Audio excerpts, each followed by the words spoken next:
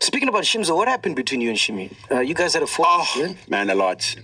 A lot. And at the same time, I think we are in such a good space now. Oh, perfect, man. I was talking to him last week. I just feel like as people, as we grow, sometimes we don't realize, and I'm not talking about Shimza specifically, when our friendship expire. Oh, okay. You know, we can meet. We can meet at a time where you want to be me. Yeah. Right. Yeah. And then you become me. Yes. You know, and when you are me, then go be better than me. When you are. That's what I think.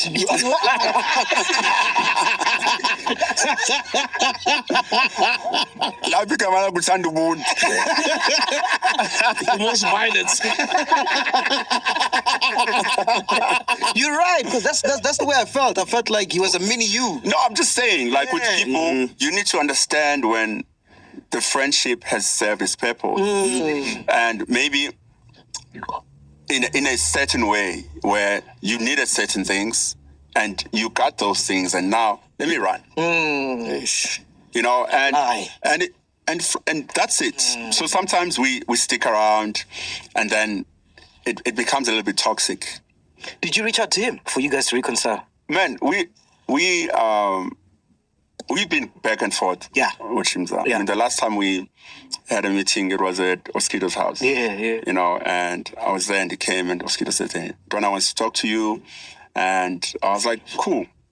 As long as you're in the room. 100%. You know, so we had a conversation.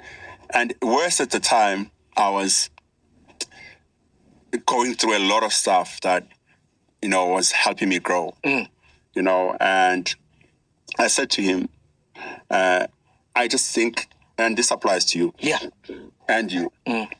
Not you. I don't like you. The first person that's like, Ghost lady. No, because every time I watch the show, I always hear her.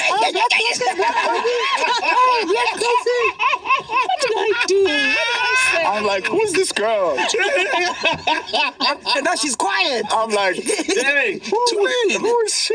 I have such good things to say. Sometimes. You know. No, I forgot what I was saying. Shimi, Oskido, house, yes. No, I said what we need is we come from. It applies to us as well, yes. Yeah, we come from like most of us in the industry, you know, from such like disadvantaged places, right?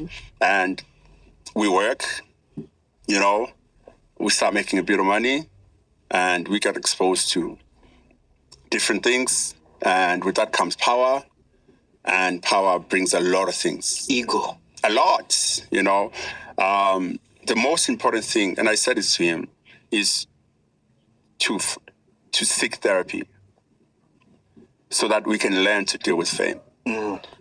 Because fame is such a disease. Oh, it's the biggest drug. It's a drug. Biggest. Yeah, it's such a disease. And I struggle with fame so much still. Join the club.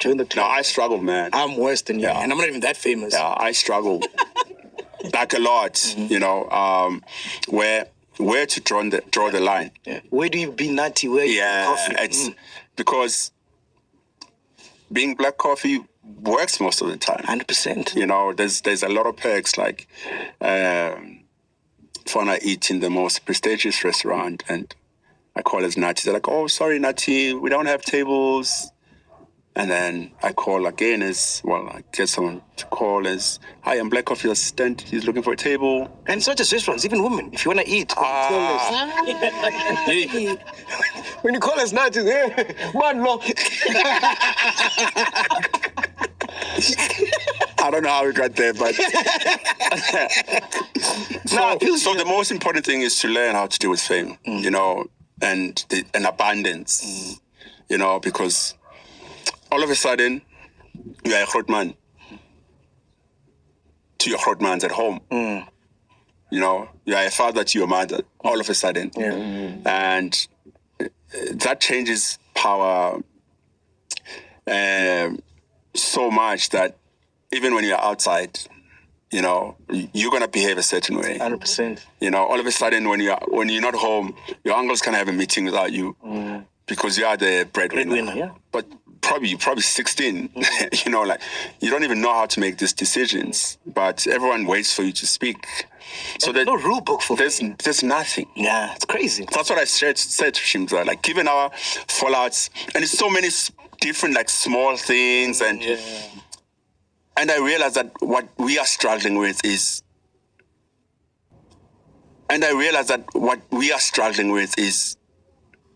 fame and just learning how to respect boundaries amongst each other and how to coexist nicely without, if I do something, then you feel like, I also want to do the same thing. Yeah. You know, Would you say the same thing about Zakes? Exactly the same. And I had a sit down with Zakes about 3 weeks ago. Oh. You know, and we spoke about the same thing. And he said one of the most profound things, you know, like about our fallout. He says, we are not the people we were when we had a fallout. Oh. Yeah. True. True. You know, we now want different things, and you know, whatever that was a problem then is not a problem now. You know, so, and I took that and I was like, that is so powerful. You know, that's so real. And so, I mean, what I do is I am a sucker for pleasing people. Something I'm working on. You know, I've created value and importance in pleasing and helping people. Yeah. And so half the time I struggle with communicating things. So if we're sitting in this room and Sol is sitting there, maybe the aircon is high and I feel like Sol should be cold. I'm like, Sol, take. Do you understand? Yeah. And because I give and respect it. Oh, yes, because he didn't work for I didn't even ask for it. Yes. You know, so when you get home, you It's just a jacket, you just throw it away 100%, anyway. yeah. And then I'm like, oh shit, I forgot my jacket. Oh shit. And then I'm like, yo, and it happened exactly with the jacket. You know, DJ Smooth, we were at a gig a long time ago.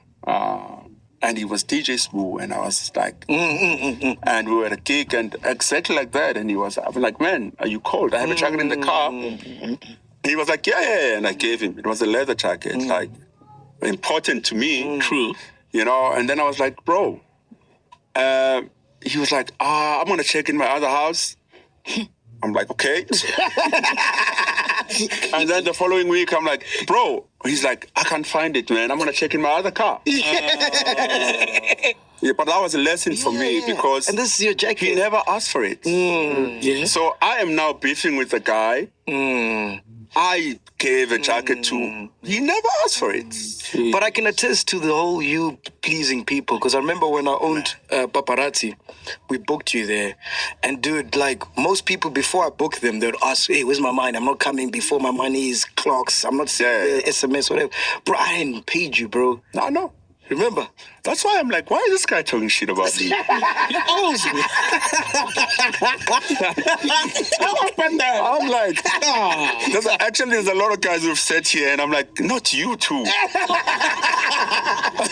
I go both pay. But I paid though, ne? I didn't pay. I don't remember. Yeah. I'm like, not you, man. But something like that, you know what I mean? And I wish like I could take my phone and tweet after watching an episode. I'm like, you know how people ask for money. Yeah, in back. In the things. What happened with Prince KB, the house nigga thing?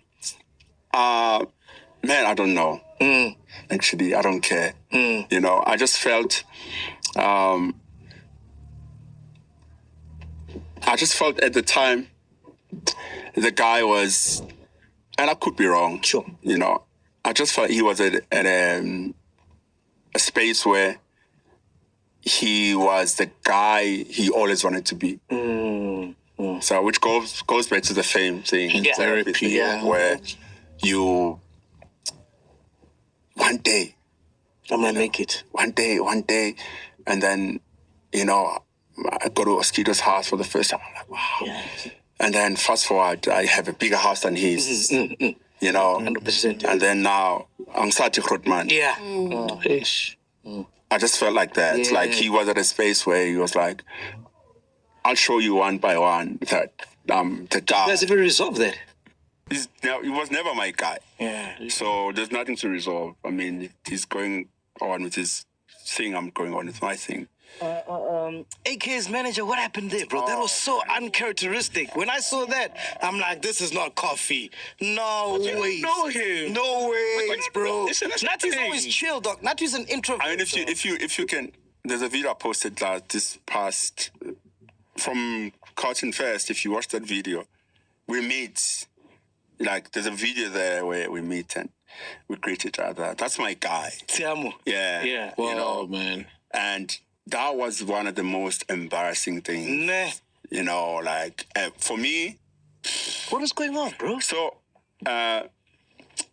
there's always been this thing back then with AKA, and so we in Polokwane, we at a gig. I'm supposed to play. I'm gonna say 12 o'clock, and then we're always on time. Yeah. We pull up. I'm with Greg. Greg was my road manager at the time, and Temba had just finished a set. He's walking to his car. He's like, "Are you playing next?" And and I'm like, "Yeah." He's like, "I think they're gonna put someone else," And Greg, that's Greg's job. Yeah. Right? So Greg goes and Sort it out. gets on stage, back and forth, and I stay in the car. I don't want to get involved. And then Greg says, "Come, we're ready." So we get on stage. So I don't know what conversation happened between Tiamo and Greg. And Greg, yeah.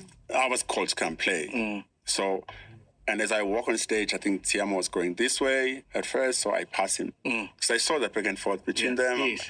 I don't know you. I'm not going to talk to you. I'm not getting involved. Yeah, so I take out my sticks and I'm about to put on the sticks, and he turns around and he comes to me, and it's obviously upset, and I think also because of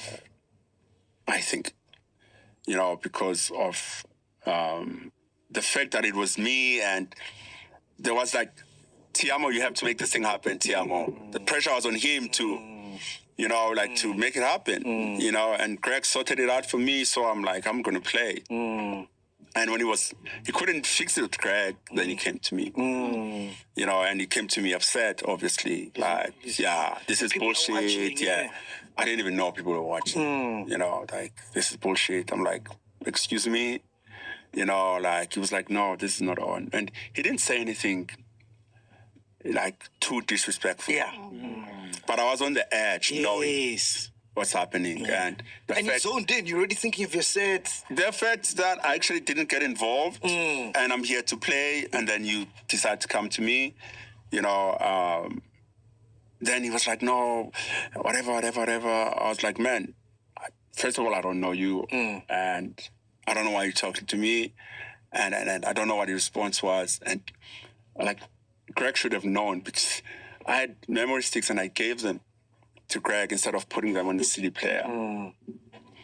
And that was Greg's cue to realize that, okay, something's gonna happen here. Shit's about to hit the fan. But he didn't think, so he just, but he was like, yeah, the guy, he wouldn't stop talking, and man, it shouldn't have happened. That was uncharacteristic. Yeah. Man, yo. It shouldn't have. I mean, I'd reach out to the guy the following day, Yeah. and he was obviously upset, and like over and over.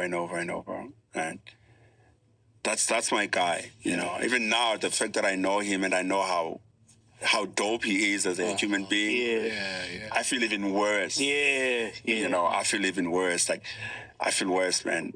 It was a low point. Yeah. Yeah, it was. Man, I was gonna frame that club. I've been clapped by Black Wolf. You see, that's my jacket. Why? Then you would haunt me forever. What happened to